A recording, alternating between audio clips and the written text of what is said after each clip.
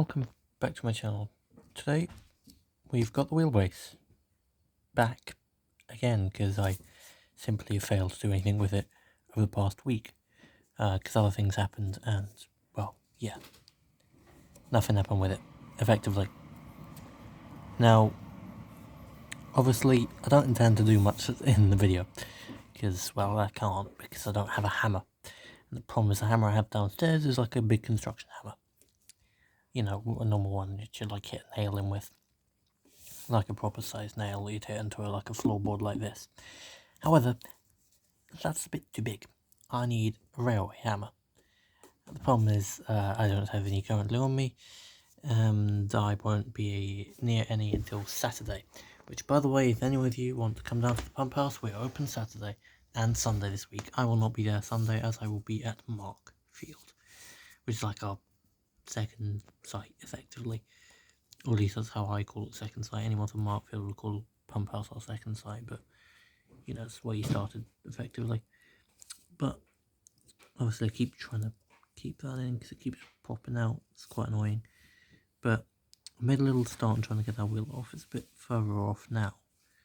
But, effectively, what we want to do is we want to take one of these wheels, get that little thing there off, and try and pop the wheel out. Now, in speaking it, you would think, oh, it's super easy, you just quickly pop that one out, and then you can pop the wheel off. But yeah, that would be ideal if it's that easy.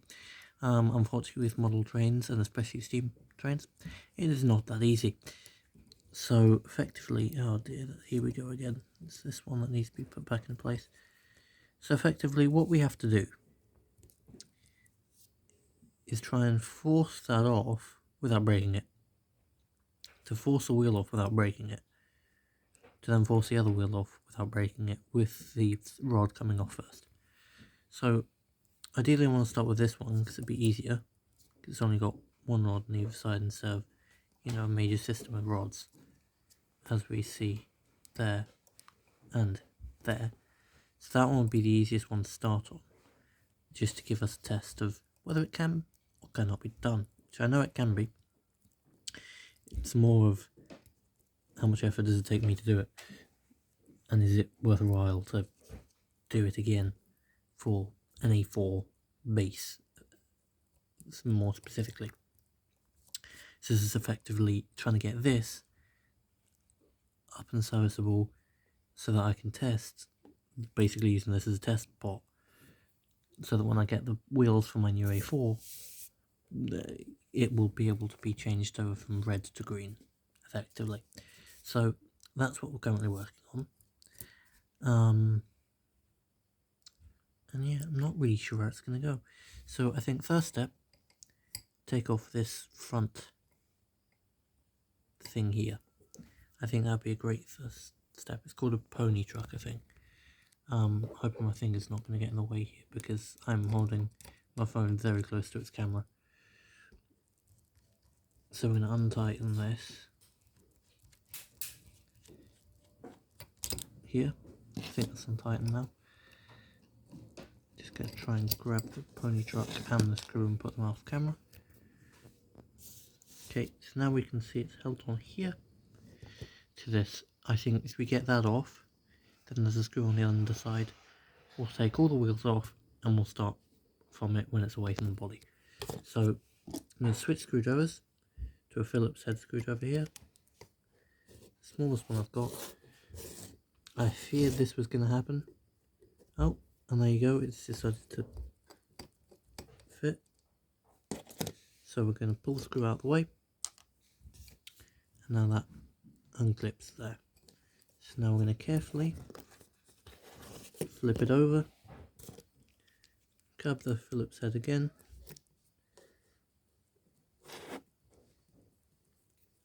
And now, obviously, it keeps catching on the cardboard, which is good.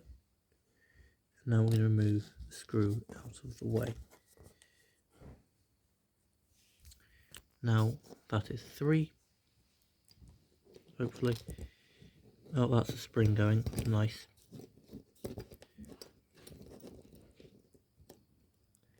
Well, that was fun. I'm going to put the camera down quickly and get all the rods off, and then I'll be back once they're off. Okay, and we're back. Well, effectively, we've got one of the wheels effectively off. It's a great position to be in. However, I will say we'd already almost lost one metal gold thing, so let's just put the both over there to ensure we don't lose the other one. Oh dear. That rod is a little bit cooked. Oh dear. I'm sure we can straighten it out, but oh dear. So I'm going to put the camera down and amend a few things. Okay, I'm back. So I've been interrupted quite a few times, but that's okay. I've just been trying to work on the wheels. So I straightened the rods a little bit, but I mean, if I have to buy new rods at the end of the day, it's not a bad thing. Obviously new rods. I'll just, invest in them and stuff. Because I'll store all the pieces for this one, and if it's like one or two rods that need replacing, then, well, it's one or two rods that need replacing. And obviously that can be done. It would be a lot nicer if I had the tools, like the actual proper tools for this job, but well, clearly that is not the case. But at least we got the wheels close to coming off. Now the next step is to get that hexagon thing off. I don't exactly know how to do that. Well, I mean, it's pretty clear how to do it, it's just I don't have the tool to do it. So I'm going to go and try and see if I can find the tool to do it, and just see if I can do it. And this is a block, in case anyone's wondering what a block looks like. Here it is, that's an A3 wheelbase block. So yeah, pretty interesting. Hold up, I'm going to try to grab something and I'll be back. Okay, I'm back. I've got the thing I wanted to get. So effectively that does fit back on. It's obviously a bit dodgy of a fit, but that's effectively how it would be. So at least we know that fits. That's positive. That at least means that's somewhat usable again. I mean, it'll probably need a good lot of resoldering, because these wires are very much on their last legs before they snap off. So we'll probably have to replace or re-solder them. But at least we know it fits in the wheel base. Now it's just time for this, what can only be described as, well, blob of wheels and gears and rods, which needs to be reorganized, resorted, and the wheels taken off, and probably replaced with green ones, to be fair, because that just feels like it would work a lot better.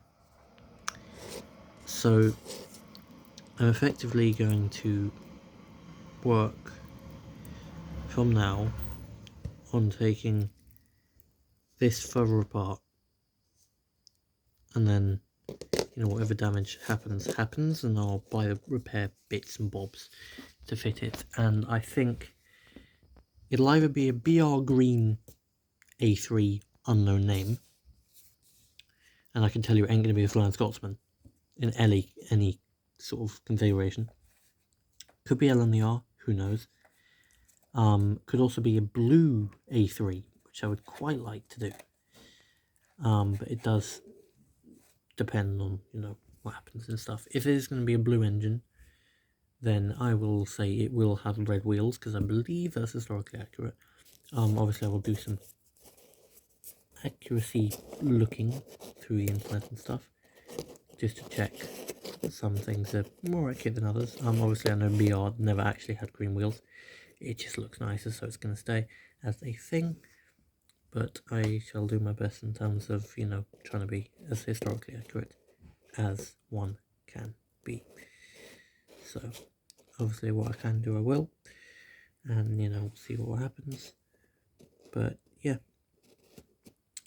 I think with that being said, that's pretty much it for this video.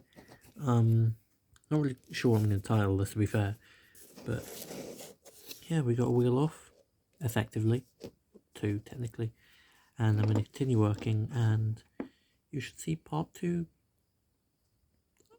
sometime in the next week, and possibly part 3 as well.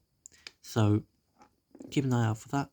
and progress will continue on trying to repair this wheelbase for an A3 Pacific. So, see you next time for this repair. If you did like this, please like, subscribe, and comment what you'd like to see next on the channel after this repair.